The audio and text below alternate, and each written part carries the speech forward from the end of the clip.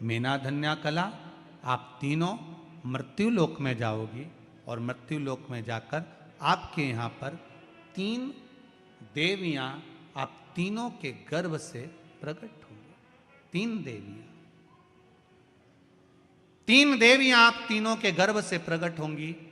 मेना के गोद में पार्वती जी आई, धन्या सुनैना बनी जिनकी गोद में सीता जी आई, कला कीर्ति बनी जिनकी गोद में राधा जी आई। ये तीनों 3 देवियां बनी। मेना धन्या कला तीनों निवास करी। समय आया, माता मैनावती के गर्भ से पार्वती जी का जन्म हुआ। हिमालय राज की नगरी आज आनंदित हो गई। बेटा एक कुल को तारता है, बेटी को तारती।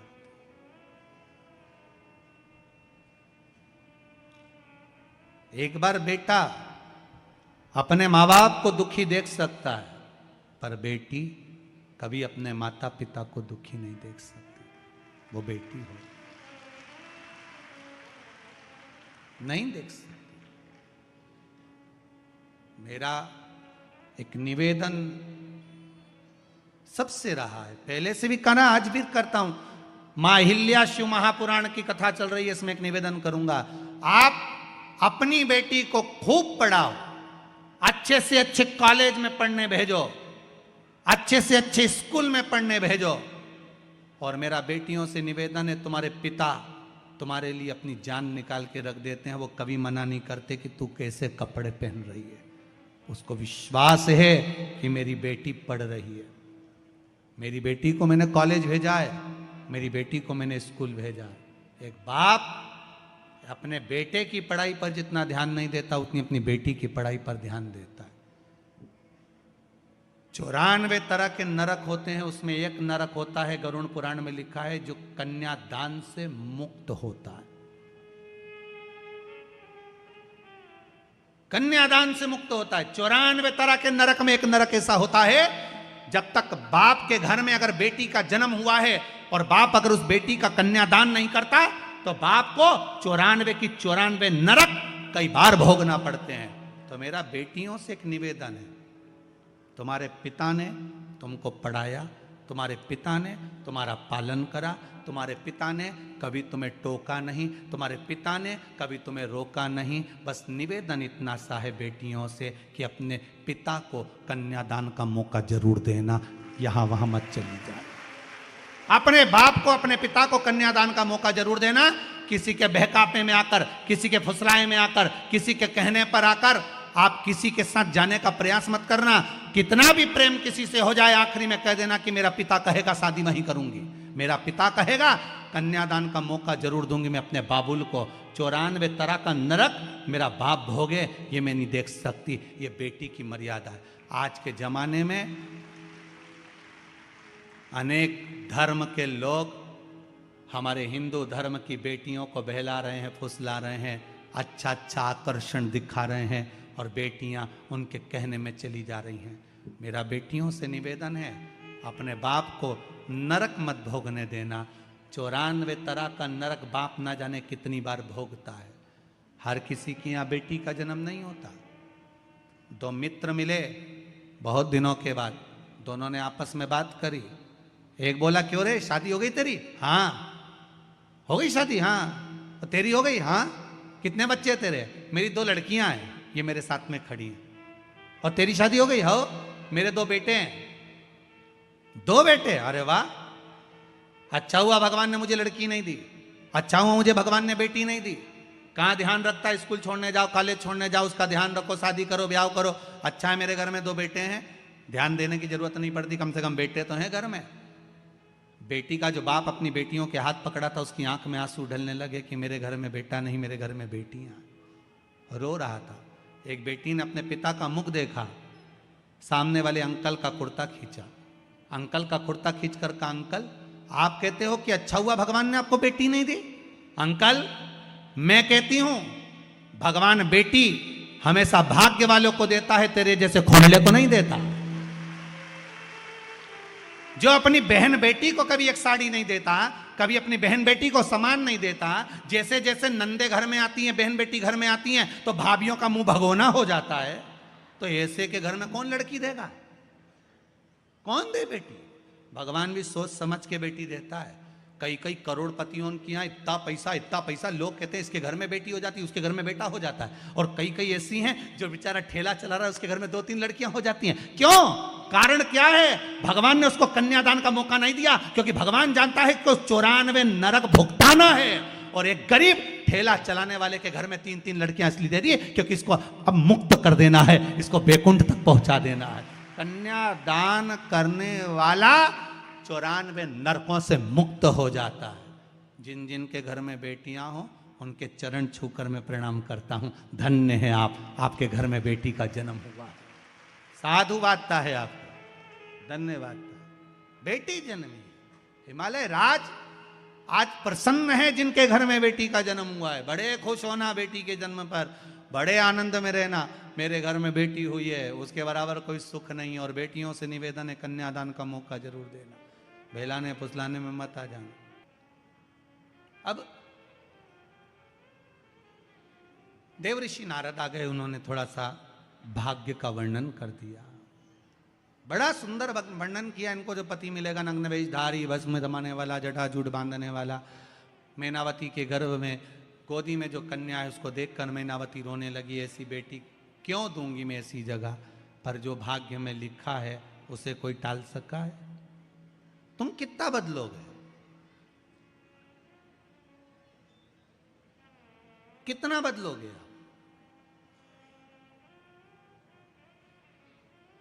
आप पढ़ा सकते हो, लिखा सकते हो, आप डॉक्टर बना सकते हो, आप कलेक्टर बना सकते हो, आप एसपी डीएसपी बना सकते हो, आप सब कुछ बना सकते हो अपने बच्चों को, पर उनका भाग्य नहीं बना सकते।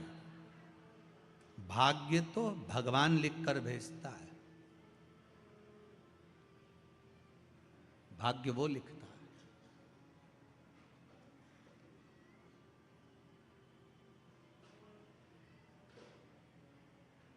उसके सिवा कोई नहीं लिख सकता।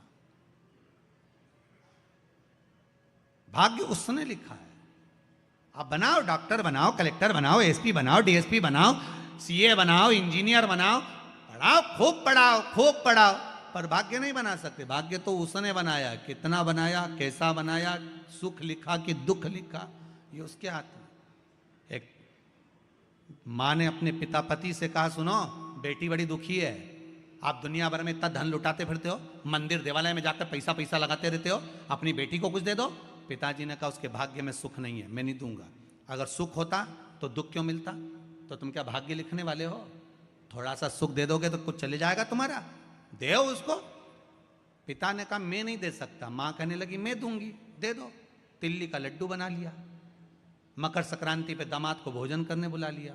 तिल्ली के लड्डू का डब्बा दामाद को दे दिया, उसमें सोने की गिन्नियां फंसा दी उस लड्डू के अंदर। दामाद से कहा, ये मेरी बेटी को दे देना। दामाद डब्बा लेकर चला तो उसको याद आया, कल बच्चों की फीस जमा करना है, पैसा घर में नहीं है। अगर डब्बा हलवाई को दे जाऊं और उससे पैसे ले जाऊं तो? डब्बा हलवाई को दे दिया, 500 रुपए लेकर घर चले गया, फीस जमा कर दी। शाम के समय पर सेठ जी आ रहे थे, उनको लगा आज मेरी पत्नी का जन्मदिन है, घर पर मिठाई होगी नहीं। पत्नी को तिल्ली के लड्डू अच्छे लगते हैं तो हलवाई के यहाँ गया और कहा, कोई ताजा लड्डू आया हो तो दो। हलवाई ने वही डब्बा उठाकर दे दिया। पति ने जैसे ही अपनी पत्नी को लड्डू खिलाया, उसमें से सोने की गिन्नियां निकल रही थी। सोने की गिन्नी निकली तो पत्नी की आंख में आंसू आ गए। आप सत्य कह रहे थे कि भाग्य में नहीं होगा तो नहीं मिलेगा, और देखो मैंने दामाद को लड्डू दिए थे, वो लड्डू वापस मेरे घर में आ गए। अगर किस्मत में होते तो मिल ही जाते ना। भाग्य में हो तो जरूर मिलता है, भाग्य में नहीं होगा तो नहीं मिलेगा, प्राप्त नहीं होगा। आज मैनावती ने सोच लिया क्या करा जाए। देवऋषि नारद ने कहा, शिव जी के लगन लगा दो इसको। शंकर की भक्ति में पार्वती मैया ऐसी डूब गई, ऐसी डूब गई, ऐसी डूब गई कि शंकर पति के रूप में माता पार्वती को प्राप्त हुए। शिव दूल्हा बन रहे हैं, माता पार्वती दुल्हन बन रही।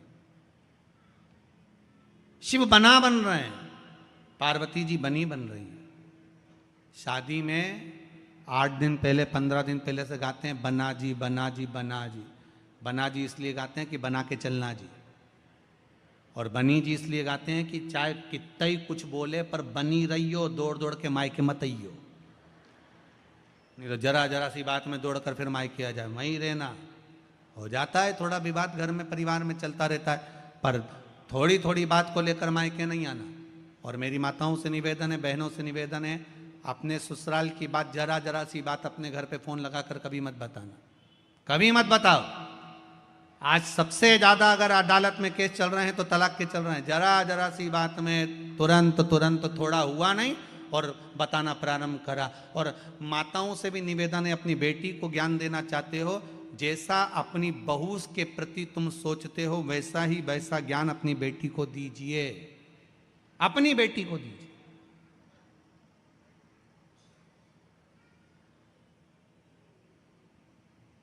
थोड़ा सा अच्छा बनाने का प्रयास करिए। भाग्य में लिखा है, सुख लिखा होगा तो सुख मिलेगा। मान लो एक जगह तलाक हो भी गया, दूसरी जगह शादी करोगे, फिर दुख लिखा होगा तो क्या कर लोगे? भाग्य में जो लिखा होगा वो तो भोगना ही है। इसलिए फिर निवेदन, मत बुरे कर्म कर बंदे वरना पछताएगा। भगवान की आंखों से तू बच नहीं पाएगा, तू बच नहीं पाएगा। अरे ओ अज्ञानी मत करना, बचना मुश्किल है। देवता गए भगवान शंकर के लिए सुंदर श्रृंगार लेकर। बाबा भोलेनाथ जी बोले मैं श्रृंगार खुद कर लूंगा। सुंदर सुंदर रथ लेकर गए, बाबा बोले मैं खुद रथ पे बैठ जाऊंगा, मुझे नहीं चाहिए। अच्छे अच्छे लोग गए तैयार करने के लिए, बाबा कहे मेरा तैयार मैं खुद कर लूंगा। आज का मुहूर्त था शादी का, बारात लेके ही नहीं गए। शंकर भगवान से पूछा बारात कब चलोगे? शिव जी बोले मैं मुहूर्त तो आन दो। मुहूर्त कब आएगा? जब आ जाएगा जब चल देंगे। मुहूर्त ही नहीं आया, 8 दिन निकल गए, 15 दिन निकल गए। हिमालय राज ने टेंट वाला घोड़ी वाला सबको वापिस कर दिया। पंडित जी भी वापिस चले गए कि बताओ बारात ही नहीं आ रही तो रख के क्या करेंगे? मुहूर्त ही नहीं आया। अब जो मुहूर्त निकला था वो तो निकाल दिया। शिव जी का मुहूर्त नहीं आया। शिव जी का मुहूर्त कब आया? जब सामने से अर्थी आई, सामने से लोग मुर्दे को लेकर आ रहे थे। राम नाम सत्य कहते कहते शंकर जी खुश हो गए, नाचने लगे, मेरा मुहूर्त हो गया, अब मुझे बारात लेकर जाना है। स्वप्न में अर्थी दिखती है तो समझ लो कोई शुभ कार्य होने वाला है। किसी को मरा हुआ देख लिया स्वप्न में, समझ लो उसकी उम्र बढ़ गई। और आप कोई शुभ कार्य के लिए जा रहे हो, सामने से अर्थी निकल कर चली गई, समझ लो वो कार्य सफल होने वाला है। का दर्शन, कोई कार्य के लिए जा रहे हो, शुभ कार्य के लिए, शुभ माना गया। इसका मतलब ये नहीं है कि तुम शमशान के पास ही घर बना लो। नहीं तो तुम्हारा क्या है, तुम तो क्या सीवर वाला महाराज बोला है, अपन तो शमशान के पास घर बना लो, रोज मुर्दा आता जाता दिखेगा तो अपना कार्य अच्छा होता जाएगा। इसका मतलब ये नहीं हो। शुभ कार्य के लिए शिव जी श्रृंगार कर रहे हैं। इतने में भगवान शंकर तो जाके नंदी पर बैठ गए थे। नंदी पर बैठे तो भोलेनाथ जी से भगवान कथा सुन रही हैं, और जितने फेसबुक यूट्यूब पर सुन रहे हैं और जितने आस्था चैनल पर सुन रहे हैं, श्रावण के महीने की श्रावण शिव महापुराण की कथा सुन रहे हैं। एक बात दिल से बताना, जितनी सौभाग्यवती माताएं होती हैं ये संक्रांति पर भी 13 चीजें दान करती हैं, 14 चीजें दान करती हैं। बीच में कोई 16 सोमवार का उद्यापन करेंगी तो भी सुहाग की सामग्री देंगी, उद्यापन करेंगे तो भी सुहाग की सामग्री देंगे, कोई कार्य करेंगे तो भी सौभाग्य की सामग्री देंगे। सौभाग्य की सामग्री का दान क्यों किया जाए? सौभाग्य सूचक वस्तुओं का दान क्यों किया जाए? सौभाग्य की वस्तुएं क्यों प्रदान करी जाती है, क्यों दी जाती है? उसका कारण क्या है?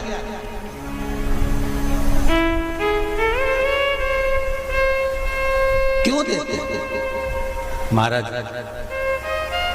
भारत की भूमि की सौभाग्यवती माताओं का एक मन की अभिलाषा रहती है, भारत की भूमि की माताओं की एक अभिलाषा रहती है कि जब उसके प्राण छूटे तो अखंड सौभाग्य धारण करके पति के कंधे पर और पुत्र के कंधे पर शमशान पर।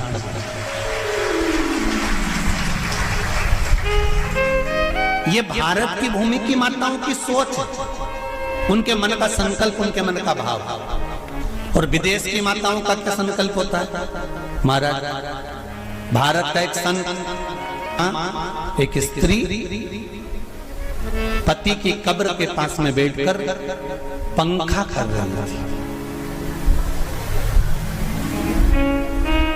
भारत के संत को बड़ा दुख हुआ। देखो हमारे यहाँ की माताएं तो पति के साथ सती हो जाती हैं, हमारे भारत की भूमि की माताएं तो पति के साथ सती हो जाती हैं, पर ये तो विदेश की माताएं तो भारत की माता से भी बढ़कर है कि पति मर गया, कब्र के अंदर है, तो भी पंखा कर रही हैं। ये तो इनसे भी बड़ी है, भारत की माता से भी बड़ी ये विदेश की माता।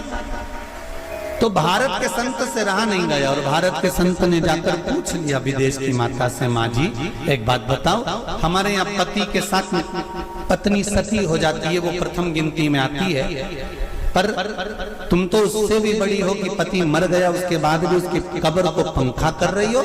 इतने में विदेश की माता ने कहा, मैं पति को पंखा नहीं कर रही, हमारे यहाँ नियम है जब तक पति की कब्र नहीं सूख जाए हम दूसरी शादी नहीं कर सकते, इसलिए पंखे से सुखा रहा।